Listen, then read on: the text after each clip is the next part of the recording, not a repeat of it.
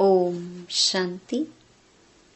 14 मई 2026 बाबा के महावाक्य। मीठे बच्चे, जैसे बाबा प्यार का सागर है, उनके जैसा प्यार दुनिया में कोई कर नहीं सकता। ऐसे तुम बच्चे भी बाप समान बनो। किसी को रंज नाराज मत करो। प्रश्न: किस प्रकार के ख्यालात विचार चलते रहें तो खुशी का पारा चढ़ा रहेगा?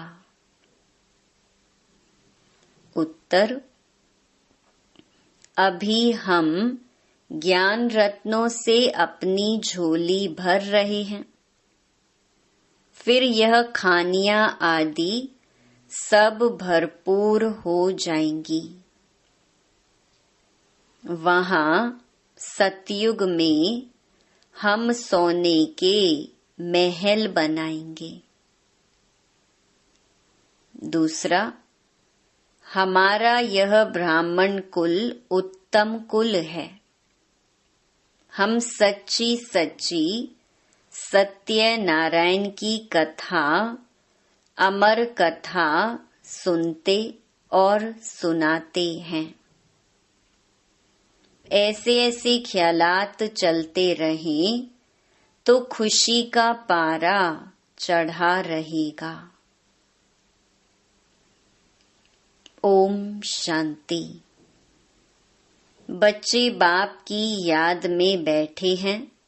यह श्रीमत अर्थात श्रेष्ठ ते श्रेष्ठ मत मिलती है। याद की यात्रा बहुत मीठी है। बच्चे नंबरवार पुरुषार्थ अनुसार जानते हैं कि जितना बाप को याद करेंगे उतना बाबा स्वीट लगेगा। सैक्रीन है ना। एक बाप ही प्यार करते हैं, बाकी तो सब मार देते हैं। दुनिया सारी एक दो को ठुकराती है। बाप प्यार करते हैं, उनको सिर्फ तुम बच्चों ने जाना है। बाप कहते हैं, मैं जो हूँ, जैसा हूँ, कितना बड़ा हूँ, बताओ हमारा बाप कितना बड़ा है। तो कहते हैं बिंदी है, और तो कोई जानते नहीं। बच्चे भी घड़ी घड़ी भूल जाते हैं। कहते हैं भक्ति मार्ग में तो बड़े बड़े चित्रों की पूजा करते थे, अब बिंदी को कैसे याद करें? बिंदी बिंदी को ही याद करेगी ना।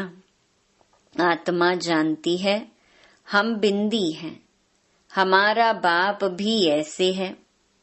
आत्मा ही प्रेसिडेंट है, आत्मा ही नौकर है। पार्ट आत्मा ही बजाती है। बाप है सबसे स्वीट। सब याद करते हैं, हे पतित पावन, दुख हरता सुख करता आओ। अब तुम बच्चों को यह निश्चय है, हम जिसको बिंदी कहते हैं वह बहुत सूक्ष्म है, परंतु महिमा कितनी भारी है। भल महिमा गाते भी हैं, ज्ञान का सागर शांति का सागर है, परंतु समझते नहीं कि वह कैसे आकर सुख देते हैं। मीठे मीठे चिल्ड्रन हर एक समझ सकते हैं कौन कौन कितना श्रीमत पर चलते हैं। श्रीमत मिलती है सर्विस करने की। बहुत मनुष्य बीमार रोगी हैं, बहुत हैं जो हेल्दी भी हैं। भारतवासी जानते हैं सतयुग में आयु बहुत बड़ी एवरेज 125-150 वर्ष की थी। हर एक अपनी फुल आयु पूरी करते हैं। यह तो बिल्कुल ही छीछी दुनिया है जो बाकी थोड़ा समय ही है। मनुष्य बड़ी बड़ी धर्मशालाएं आदि अभी तक बनाते रहते हैं, जानते नहीं हैं यह बाकी कितना समय होगी। मंदिर आदि बनाते हैं, लाखों रुपया खर्च करते हैं, उनकी आयु बाकी कितना समय होगी। तुम जानते हो यह तो टूटे की टूटे। तुमको बाबा मकान आदि बनाने के लिए कभी मना नहीं करते हैं। तुम अपने ही घर में एक कमरे में हॉस्पिटल कम यूनिवर्सिटी बनाओ, बिगर कोई खर्चा। हेल्थ, वेल्थ, हैप्पीनेस 21 जन्मों के लिए लेना है इस नॉलेज से। यह भी समझाया है तुमको सुख बहुत मिलता है। जब तमो प्रधान बने तब जास्ती दुख होता है। जितना जितना तमो प्रधान बनते जाएंगे उतना दुनिया में दुख अशांति बढ़ती जाएगी। मनुष्य बहुत दुखी होंगे, फिर जय जयकार हो जाएगी। तुम बच्चों ने जो विनाश दिव्य दृष्टि से देखा है सो फिर प्रैक्टिकल में देखना है।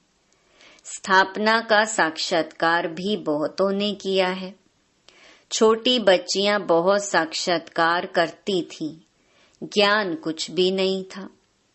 पुरानी दुनिया का विनाश भी जरूर होना है।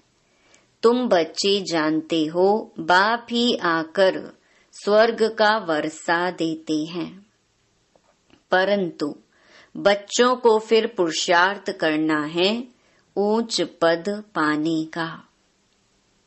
तुम बच्चों को बाप बैठ ये सब बातें समझाते हैं, वह थोड़े ही जानते हैं कि बाकी थोड़ा समय है।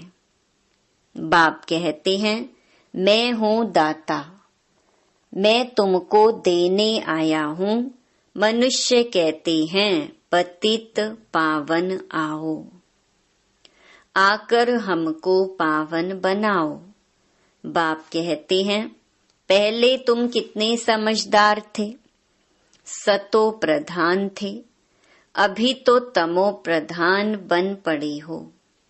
तुम्हारी बुद्धि में भी अब आया है, आगे थोड़े ही समझते थे कि हम विश्व पर राज्य करते थे। तुम विश्व के मालिक थे, फिर जरूर बनेंगे। हिस्ट्री, ज्योग्राफी रिपीट होगी। बाप ने समझाया है 5000 वर्ष पहले मैं आया था, तुमको स्वर्ग का मालिक बनाया था, फिर तुम 84 जन्मों की सीढ़ी उतरते हो। यह विस्तार कोई भी शास्त्र में नहीं है। शिव बाबा ने कोई शास्त्र आदि पढ़ा है क्या? उनको तो ज्ञान की अथॉरिटी कहा जाता है। वो लोग भी शास्त्र आदि पढ़कर शास्त्रों की अथॉरिटी बनते हैं।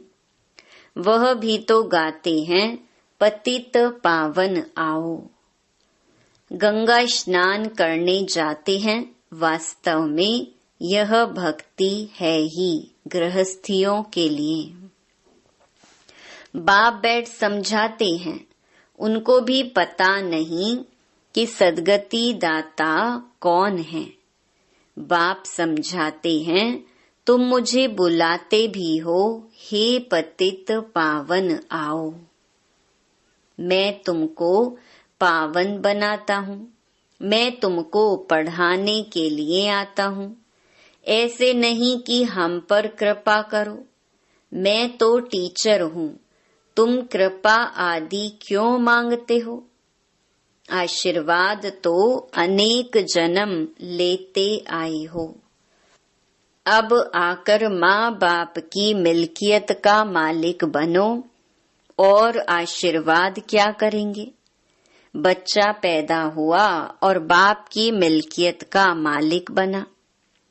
लौकिक बाप को कहते हैं कि कृपा करो। यहाँ तो कृपा की बात नहीं है, सिर्फ बाप को याद करना है। यह भी किसको पता नहीं है कि बाबा बिंदु है।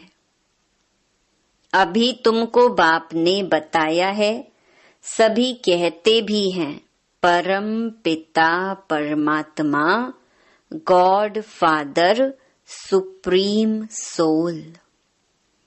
तो परम आत्मा ठहरे ना, वह है सुप्रीम। बाकी सब आत्माएं हैं ना। सुप्रीम बाप आकर आप समान बनाते हैं और कुछ नहीं है। कोई की बुद्धि में होगा क्या कि बेहद का बाप जो स्वर्ग का रचयिता है, वह आकर स्वर्ग का मालिक बनाते हैं। तुम अभी जानते हो श्री कृष्ण के हाथ में स्वर्ग का गोला है। गर्भ से बच्चा बाहर निकलता है, तब से आयु शुरू होती है। श्री कृष्ण तो पूरे 84 जन्म लेते हैं। गर्भ से बाहर आया, उस दिन से 84 जन्म गिनेंगे। लक्ष्मी नारायण को तो बड़ा होने में 30-35 वर्ष लगे ना, तो वह 30-35 वर्ष 5000 से कम करना पड़े। शिव बाबा का तो गिनती नहीं कर सकते। शिव बाबा कब आए टाइम दे नहीं सकते। शुरू से साक्षात्कार होते थे। मुसलमान लोग भी बगीचा आदि देखते थे। यह नौदा भक्ति तो कोई ने नहीं की। घर बैठे आपे ही ध्यान में जाते रहते थे। वह तो कितनी नौदा भक्ति करते हैं। अभी बाप बैठ सम्मुख समझाते हैं। बाबा दूर देश से आया है, यह बच्चे जानते हैं। इसमें प्रवेश कर हमको पढ़ाते हैं, लेकिन फिर बाहर जाने से नशा कम हो जाता है। याद रहे तो खुशी का पारा भी चढ़ा रहे और कर्मातीत अवस्था हो जाए, परंतु उसमें टाइम चाहिए। अब देखो श्री कृष्ण की आत्मा को अंतिम जन्म में फुल ज्ञान है, फिर गर्भ से बाहर निकलेंगे, पाई का भी ज्ञान नहीं होगा। बाप आकर समझाते हैं, श्री कृष्ण ने कोई मुरली बजाई नहीं, वह तो ज्ञान जानते ही नहीं। लक्ष्मी नारायण ही नहीं जानते, तो फिर ऋषि मुनि सन्यासी आदि कैसे जानेंगे। विश्व के मालिक लक्ष्मी नारायण ने ही नहीं जाना, तो फिर यह सन्यासी लोग कैसे जानेंगे। कहते हैं श्री कृष्ण सागर में पीपल के पत्ते पर आया, यह किया। यह सब कहानियां हैं जो बैठ लिखी हैं। कहते हैं नदी में पैर डाला तो वह नीचे चली गई। विचार करो मनुष्य क्या क्या बातें बना सकते हैं। अब बाप समझाते हैं, कोई भी उल्टी सुल्टी बातों पर कभी विश्वास नहीं करना। शास्त्र आदि कितने मनुष्य पढ़ते हैं। बाप कहते हैं पढ़ा हुआ सब भूल जाओ, इस देह को भी भूल जाओ। आत्मा ही एक शरीर छोड़ दूसरा लेकर पाठ बजाती है। भिन्न भिन्न नाम रूप देश चोला पहनकर। अब बाप कहते हैं यह छी छी वस्त्र हैं। आत्मा और शरीर दोनों पतित हैं। आत्मा को ही श्याम और सुंदर कहा जाता है। आत्मा पवित्र थी तो सुंदर थी, फिर काम चिता पर बैठने से काले बने हैं। अब फिर बाप ज्ञान चिता पर बिठाते हैं। पतित पावन बाप कहते हैं, मुझे याद करो तो यह खाद ही निकल जाएगी। आत्मा में ही खाद पड़ती है। कलयुग अंत में तुम गरीब हो, वहां सतयुग में फिर तुम सोने के महल बनाएंगे। वंडर है। यहाँ हीरों का देखो कितना मान है, वहां तो पत्थरों मिसल होते हैं। अभी तुम बाप से ज्ञान रत्नों की झोली भर रहे हो। लिखा हुआ है, सागर से रत्नों की थालियां भर ले आते हैं। सागर से जितना भी चाहिए उतना लो। खानियां ही भरतू हो जाती हैं। तुमने साक्षात्कार किया है। माया मच्छंदर का भी खेल दिखाते हैं। उसने देखा सोने की ईंटें पड़ी हैं, ले जाता हूँ। नीचे आया तो कुछ था नहीं। वहां तो सोने की ईंटों के महल बनाएंगे। ऐसे ऐसे ख्यालात आने चाहिए तो खुशी का पारा चढ़े। बाप का परिचय देना है। शिव बाबा 5000 वर्ष पहले भी आया था। यह किसको पता नहीं है। तुम जानते हो 5000 वर्ष पहले आकर तुमको राजयोग सिखाया था। कल्प कल्प तुमको ही सिखाएंगे। जो जो आकर ब्राह्मण बनेंगे वह फिर देवता बनेंगे। विराट रूप भी बनाते हैं। उसमें ब्राह्मणों की चोटी गुम कर दी है। ब्राह्मणों का कुल बहुत उत्तम गाया जाता है। वह है जिस्मानी, तुम हो रूहानी।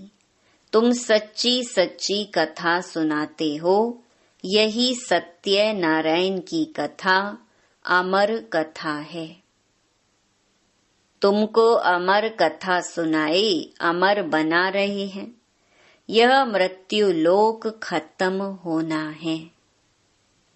शिव बाबा कहते हैं, मैं तुमको लेने आया हूँ। कितनी ढेर आत्माएं होंगी। आत्मा वापस घर में जाती है तो कोई आवाज थोड़ी होता है। मधुमक्खियों का झुंड जाता है तो आवाज कितना होता है। रानी के पिछाड़ी मधुमक्खियां सब भागती हैं। उनकी आपस में कितनी एकता है। भ्रमरी का भी मिसाल यहाँ का है।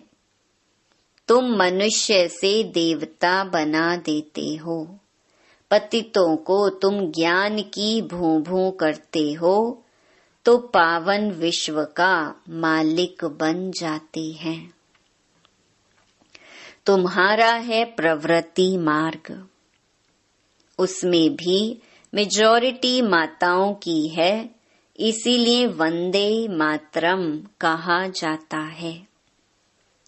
ब्रह्मा कुमारी वह जो बाप द्वारा 21 जन्म का वर्षा दिलाती है। बाप सदा सुख का वर्षा देते हैं। जो सर्विस करेंगे, लिखेंगे, पढ़ेंगे, होंगे नवाब।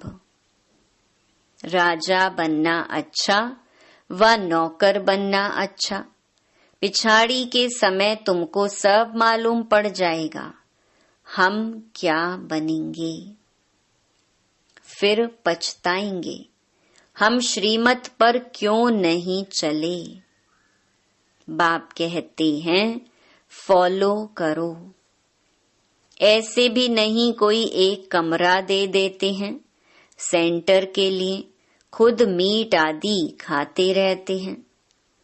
वह पुण्य आत्मा, वह पाप आत्मा फिर आश्रम नहीं रहेगा। घर में स्वर्ग बनाते हैं तो खुद भी स्वर्ग में होने चाहिए ना। सिर्फ आशीर्वाद पर नहीं ठहरना है, बाप को याद करना है, पवित्र बनाकर ही साथ ले जाएंगे। तुमको तो बहुत खुशी होनी चाहिए। कितनी भारी लॉटरी मिलती है। बाप को जितना याद करेंगे उतना विकर्म विनाश होंगे। बाप जितना प्यार दुनिया में कोई कर नहीं सकता। उनको कहा ही जाता है प्यार का सागर।